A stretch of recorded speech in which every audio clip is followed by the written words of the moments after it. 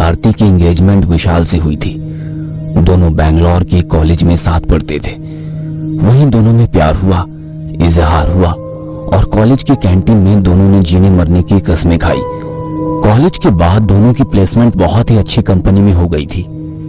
शादी के बाद कंपनी उन्हें 5 साल के लिए विदेश भेज रही थी। शादी का कार्यक्रम विशाल के गांव से होना तय हुआ था। सब कुछ बिल्कुल स्मूथ चल रहा था उनकी जिंदगी में। लेकिन उस रात जब आरती विशाल से बातें कर रही थी, तभी उसे लगा कि कई लोग, जिसमें एक बच्ची भी है, उसे खिड़की से घूर रहे हैं। उन्हें देख वो डर गई। उसके हाथ से फोन छूटकर नीचे गिर गया। विशाल हेलो हेलो करता रह गया। वो खिड़की के पास उठकर गई तो वहां कोई नहीं था। उसे लगा मन का भ्रम होगा। उसने फोन उठाकर विशाल से फिर से बातचीत शुरू कर दी। अरे कहाँ चली गई थी तुम? मैं कितनी देर से हेलो हेलो कर रहा था। वो फोन हाथ से छूट गया था विशाल। लेकिन अगली रात भी आरती के साथ कुछ अजीब हुआ। वो सोने की तैयारी कर रही थी, तभी उसके कानों के पास बैंड बाजे की आवाज जोर जोर से आने लगी। वो आवाज इतनी तेज थी कि आरती को अपने कान बंद करने पड़े। उसे समझ नहीं आ रहा था कि ये बैंड बाजे की आवाज एकाएक कहां से आने लगी। उसने खिड़की के बाहर झांक कर देखा तो पूरा सन्नाटा था।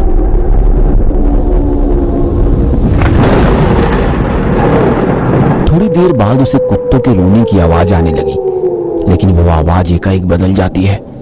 अब उसे लगता है कि कई लोग एक साथ रो रहे हैं। उसके दिल की धड़कन तेज हो जाती है। उसका गला सूखने लगता है। वो भागी भागी पानी पीने किचन में जाती है। आरू के नल को खोल कर वो उसके नीचे गिलास लगाती है, फिर एक ही सांस में पानी पी जाती है। तभी उसकी नजर आरू के ऊपर वाले भाग में जाती है। वहां उसे कई सारी कटी हुई उंगलियां दिखती है। उसे देखकर उसे बहुत घिन आती है और वो उल्टी कर देती है। फिर वो जोर जोर से चिल्लाने लगती है। लेकिन ये क्या, वो चिल्ला तो रही है लेकिन उसके मुंह से कोई आवाज नहीं निकल रही है। इस बीच उसके कानों में फिर से बैंड बाजे की आवाज आने लगती है।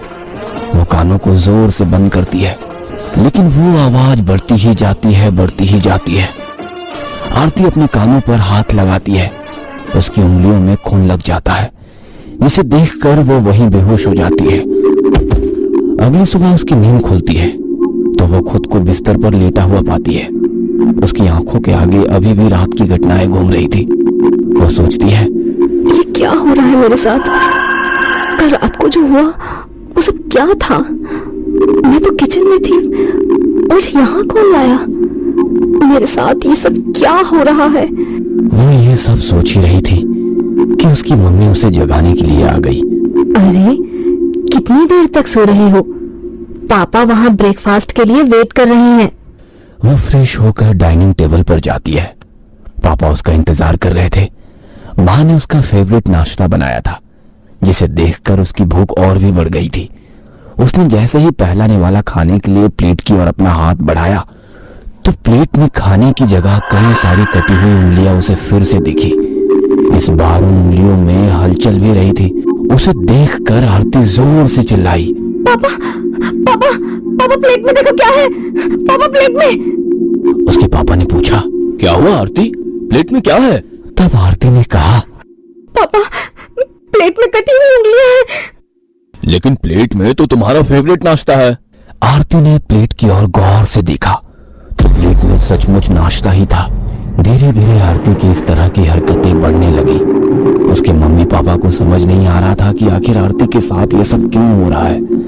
एक रात की बात है, आरती की मोबाइल पर विशाल का कॉल आ रहा था, लेकिन आरती किन्हीं ख्यालों में खोई हुई थी। अचानक फोन पर उसकी नजर गई। स्क्रीन पर विशाल कॉलिंग लिखा हुआ आ रहा था। आरती ने फोन को हाथों में लिया। जैसे ही उसे रिसीव किया, उसका हाथ में बदल गया। आरती ने तुरंत फोन को दूर फेंका और जोर जोर से चिल्लाने लगी। उसके मम्मी पापा भागते हुए आए तो आरती साफ साफ चिल्लाते हुए उनके गले लग गई। आरती ने फोन रिसीव कर लिया था, इसलिए उसके चीखने की आवाज विशाल ने सुन ली थी। वो अगले ही दिन आरती के घर पहुंचा। वहां जाकर उसे आरती के बारे में सारी बातें पता लगी। उसने उसे डॉक्टर को दिखाया, लेकिन कोई फायदा नहीं हुआ। तब आरती के पापा ने विशाल से कहा, मुझे तो ये किसी ऊपरी हवा का चक्कर लग रहा है। ऊपरी हवा? ये क्या होता है? बेटा, ये भूत प्रेत का चक्कर है। विशाल ने आरती के पिता की बात को सीरियसली नहीं लिया, लेकिन वो जिद पर अड़ गए और उसे शमशान में रहने वाले एक अघोरी के पास ले गए। विशाल को भी जबरदस्ती उनके साथ जाना पड़ा अघोरी के पास। जैसे ही आरती पहुंची, वो उसे किसी कुत्ते की तरह सूंघने लगा। फिर उसने कहा, ये अब तक जिंदा कैसे है, मुझे आश्चर्य हो रहा है। उसकी बात सुनकर विशाल चिढ़ गया और वो कहने लगा, ये सब क्या बकवास है यार। तब अघोरी ने कहा, विशाल, तू अपने आप को क्या समझता है? भूत प्रेतों की दुनिया को तुमने मजाक समझ रखा है। तुम्हें पता है ना, आरती के साथ यह सब तुम्हारे कारण ही हो रहा है। अघोरी ने तब सभी को एक कहानी बतानी शुरू की। विशाल के गांव से पिछले 100 साल से 23 अक्टूबर के दिन कोई बारात नहीं निकलती है। ये बहुत पुरानी परंपरा है और इसे तोड़ने का साहस भी किसी को नहीं था, क्योंकि इसके पीछे अतृप्त आत्माओं का एक राज था। इस संसार में कई सारी बातें तर्कों से परे है। आत्मा, जिन, भूत, प्रेत, पिशाच और डायन की दुनिया सचमुच में है या ये सिर्फ कोरी कल्पना है? इस प्रश्न का उत्तर इंसान सैकड़ों सालों से खोज रहा है। कोई इन पर विश्वास करता है तो कोई इसे सिरे से खारिज कर देता है। विशाल उन्हीं लोगों में शामिल है जो भूत प्रेतों की बातों का मजाक बनाने में सबसे आगे रहता है। गांव के रीति रिवाजों का मजाक उड़ाने से उसे बहुत मजा आता है। जब कोई उसे ऐसा करने से मना करता है तो वो गांव वालों से कहता है, तुम लोग यही सब करते रहे, इसलिए अभी तक यही गांव में गोबर में फंसे हो। देखो मैं कहां से कहां पहुंच गया। कुछ दिनों बाद विदेश भी चला जाऊंगा। क्यों? क्योंकि मुझे तुम लोगों की तरह ही अंधविश्वास में नहीं जीना था। गांव वालों ने विशाल को कहा कि वो अपनी शादी का दिन 23 अक्टूबर नहीं रखे, क्योंकि कई सालों से यही रिवाज है। लेकिन विशाल इन बातों को कहाँ मानने वाला था। उसने उसी दिन अपनी शादी की तारीख रखी। आज से 100 साल पहले 23 अक्टूबर के दिन ही गांव से एक बारात निकली थी। बैंड बाजा और पटाखों की आवाज हर ओर गूंज रही थी। बारात को दूसरे गांव जाना था, लेकिन बीच रास्ते में ही बारात की गाड़ी का भयानक एक्सीडेंट हो गया। बारातियों से भरी गाड़ी खाई में गिर गई। किसी का सिर फट गया तो किसी के हाथ पत्थरों के नीचे दब गए। गांव के 25 लोग उस घटना में मारे गए थे। दूल्हा भी उसमें शामिल था। एक बच्ची की मौत भी उस दर्दनाक घटना में हुई थी। एक पल में ही शादी का माहौल चीख पुकार में बदल गया। तब से ही इस दिन को गांव में अशुभ माना जाने लगा। बारात तो क्या, कोई आदमी 23 अक्टूबर के दिन किसी काम से भी गांव से बाहर नहीं जाता है, क्योंकि जो भी उस दिन बाहर जाता या कोई शुभ काम उस दिन करने की कोशिश करता, उसके साथ डरावनी घटनाएं घटती।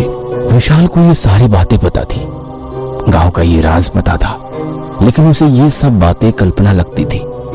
मुझे तो अब भी ये बातें कल्पना ही लग रही है। उसके ऐसा कहते ही आरती का शरीर हवा में उड़ने लगा। उसके मुंह से मर्दों की तरह आवाजें निकलने लगी। हम ले जाए अपने साथ, बाबा, बाबा ये क्या हो रहा है? मेरी आरती को प्लीज प्लीज इसे बचा लीजिए। अब ये मेरे बस की बात नहीं है विशाल। ये एक आत्मा नहीं, कई सारी आत्माएं हैं। मैं तो क्या, कोई भी इनका मुकाबला नहीं कर सकता। थोड़ी देर बाद आरती का शरीर ऐंठने लगा। उसके मुंह से खून बहने लगा और उसकी मौत हो गई। अपने सामने आरती के मृत शरीर को देखकर विशाल पागलों की तरह हरकतें करने लगा। वो शमशान में इधर उधर ये कहकर भागने लगा, मेरी गलती की सजा आरती को क्यों दे दी? सजा मुझे दो, मुझे दो, सजा मुझे दो। कहते हैं कि अब भी विशाल उस शमशान घाट में लोगों को दौड़ाता हुआ दिखाई देता है। वो मृत आत्माओं से माफी भी मांगता है। आज भी उस गांव में 23 अक्टूबर का दिन मनहूस दिन माना जाता है। उस दिन कोई भी आदमी अपने गांव से बाहर नहीं निकलता।